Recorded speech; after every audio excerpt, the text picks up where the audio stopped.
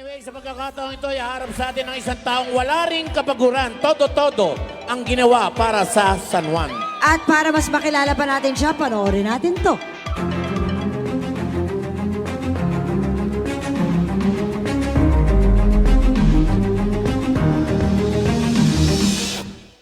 Ako po ay isang abogado na nagtapos ng elementarya, high school at kolehiyo sa Ateneo de Manila University at ng abogasya sa San Beda College of Law.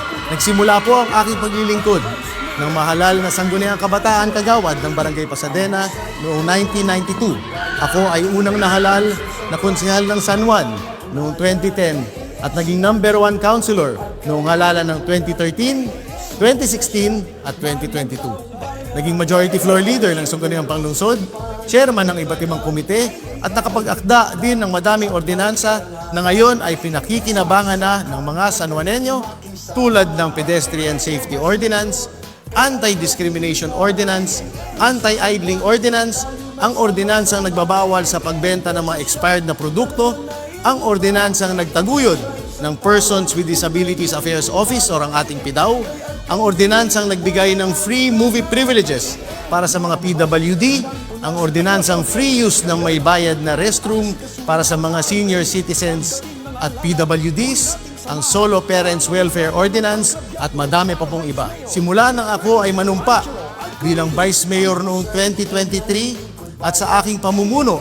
ng ating Sangguniang Panglungsod, halos 500 ang ordinansa at resolusyon ang naipasa na ang layunin ay ang patuloy na pagtaas ng antas ng pamumuhay ng bawat San Juanenyo. Bilang Vice Mayor, ako rin po ang tumatayong Vice Chairman at katuwang ng ating mahal na Mayor sa ating City Peace and Order Council, City Anti-Drug Abuse Council, Local Development Council, Local Housing Board, Local Committees on Anti-Trafficking and Violence Against Women and Children, at marami pa pong iba. Kapag patuloy na mabigyan ng pagkakataon na maglingkod bilang inyong pangalawang punong lungsod, ipagpapatuloy ko ang aking free legal assistance, ang pamamahagi ng libreng sukat na wheelchair, libreng gamot at mga medical equipment at mga ibang nasimulang mga proyekto para sa mga senior citizens, PWDs, solo parents, mga kabataan at marami pang iba.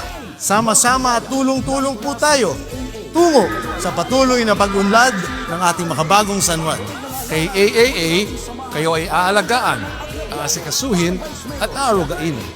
Vice Mayor Angelo Agkawili. Ang husay po ng lingkod bayan. Eto na siya, number 1 sa balota. Aalagaan, aasikasuhin at aarugain ka ang katuwang ni Mayor Francis Zamora sa Team San Juan Legacy.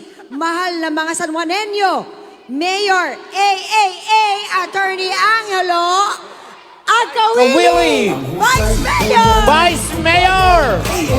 AAA! Ay! May nanalo na! Isang magandang umaga po sa ating lahat at kami ay punong-puno ng pasasalamat sa inyo pong lahat sa pagsama sa ating pagdasal kasama namin sa ating misa kanina, sa pagparada sa End Domingo hanggang dito at sa pagsama sa amin hanggang ngayong umaga dito sa ating proclamation rally sa San Juan Arena.